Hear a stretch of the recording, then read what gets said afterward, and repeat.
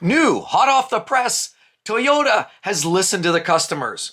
You know, the infamous FJ Cruiser built from back in the mid 2000s all the way, I don't know, 2022 or so was sort of the end of the run. Now, at the time, many believed it was sort of ahead of its time.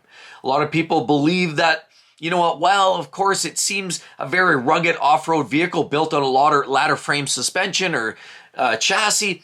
The point was it was a little bit more off-road and a little less versatile for what a lot of customers are looking for, especially Toyota owners. But Hilux-based platforms have always been popular by a niche group of people that like to go off-roading. But given what's in the light of what's going on today, in fact, with all of these SUVs going pure EV, pure electric or hybrid of some sort, and small turbocharged three-cylinder engines, and we're hearing all kinds of different drivetrains across the entire industry, I even can't help but get super excited for this brand new FJ Cruiser that looks to be coming back on the market. And while some people say, yeah, it's new, there's nothing new there's nothing new, it's been talked about for quite some time. The fact is, I'm super stoked. As a matter of fact, it's much sooner than many of us anticipated. As a matter of fact, they're saying, rumor has it from the inside, that a car or an SUV built in Thailand likely to be released in 2026 sometime for the Japanese market. It looks to be like the FJ Cruiser is coming back.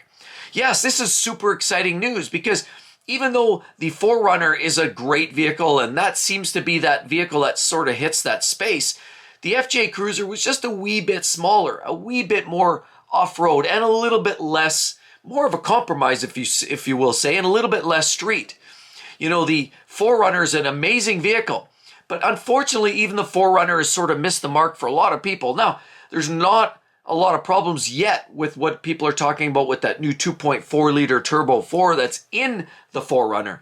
The fact is, though, the outgoing naturally aspirated V6 was the engine that those that really wanted that 4Runner were going to get. That's what they would choose. And as a matter of fact, the prices of sort of that previous backdated SUV were going up. People were willing to pay more for the outgoing 4Runner.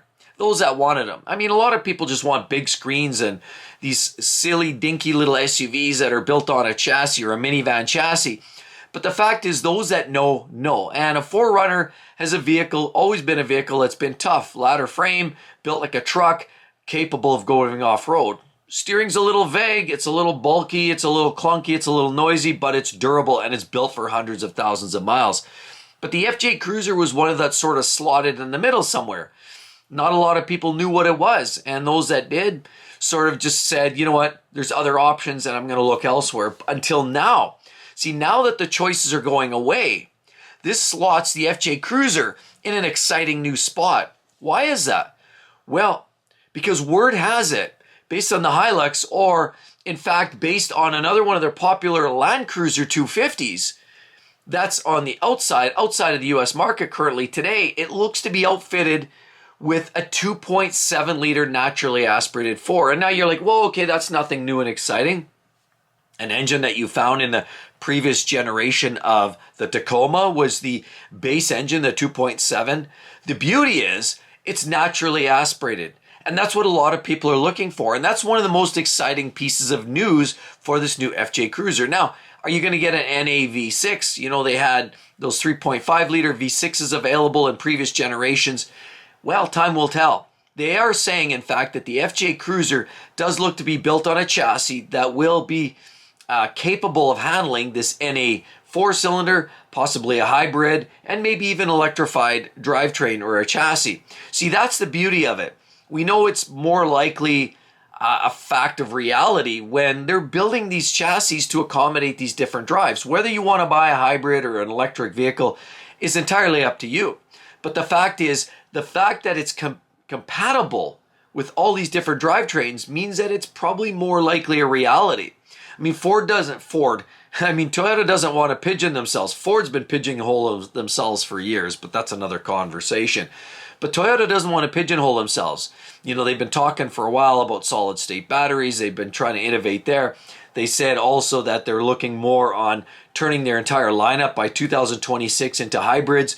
That leaves this FJ in a kind of a predicament. Do they go just straight to hybrid?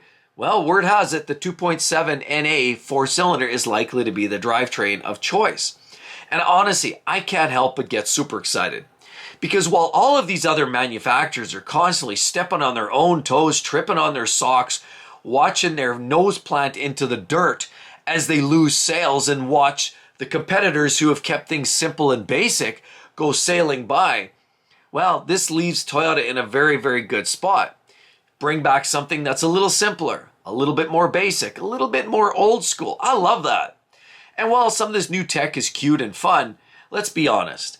Push come to shove, you're a buyer, you want something that's simpler, something you can work on maybe once the warranty's gone. That's what a lot of customers are looking for. They want something that they can maybe wrench on after 5 years, after 10 years, after 15 or 20 years. Once a warranty's long gone, can I in fact keep this car? Now, see, herein lies the conversation. A lot of people believe that, I'm going to flip my car every 3-4 years. It doesn't matter. And the whole industry seems to be adopting that mentality.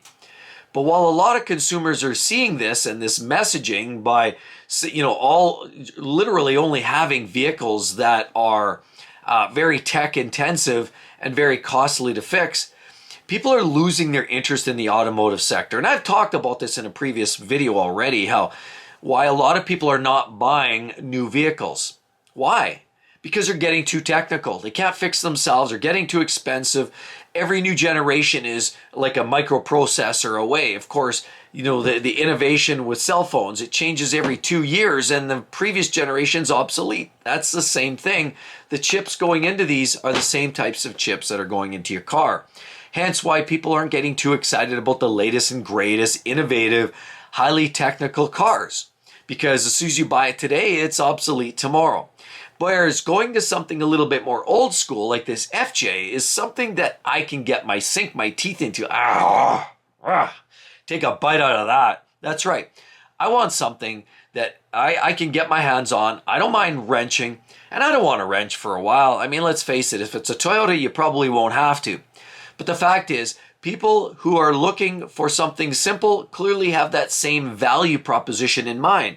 Reliable, simple, long-lasting, and maybe I can fix it myself at some point if I need to. See, and Toyota's been building reliable cars for quite some time. And with the 2.7, it looks to be an iteration of something that's in the loop. It's been around for a long time. And see, if there's one thing that we've learned about Toyota, as soon as they started innovating, they start bringing in these new 2.4 turbos, the 3.4 turbos, and these catastrophic, ridiculous monstrosity of engines that are just a problem waiting to happen in the tundra. They're just a catastrophe. Let's be honest. Where Toyota thrived was when they kept things old and simple and consistent. Their old 3.5s, 3.7s, 4 liters. We talk about even some of their 2.7s. Some of their older school drivetrains that have been around. How about the old 4.6, 4.7 V8s, 5.7 V8s in the old Tundras? That's what Toyota does. They build a good engine that was NA, easy to operate, easy to own. Eventually, after 2 or 3 years, the bugs are gone, and then they keep that engine around for 10 or 15, 20 years. That's what people trusted about Toyota. All these new turbo engines that are direct injected, not as reliable as what we've seen traditionally out of Toyota. But if there's one thing that's promising, this FJ looks to have a combination of innovation as an option, but a little bit of backdate for those enthusiasts like us. Why do you think I'm still driving my old 2003 Dodge Ram? It's an old clunker, it's got a little bit of rust, but you know what? It's great. It still runs. I turn the key and it goes. I don't have to push button start anything. There's no hybrid to plug in. I don't have to charge anything. If something breaks, I can troubleshoot it, plug in my OBD2 port reader, and I can figure it out willy-nilly myself, and chances are I can probably fix most of what goes wrong on it.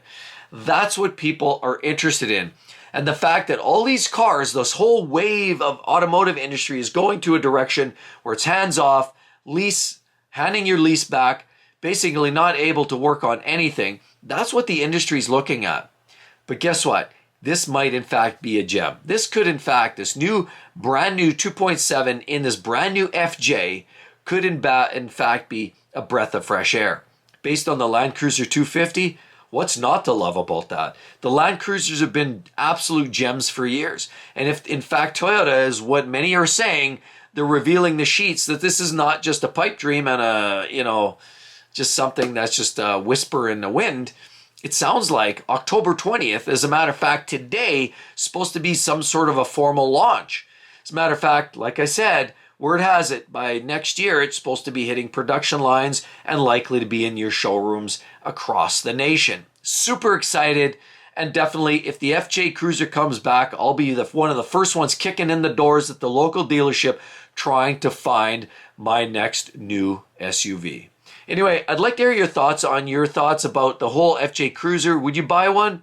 And in fact, do you think what their vision of this new model looks to be? Does it align with what you're looking at? Does it align with what the majority of the industry is now looking at?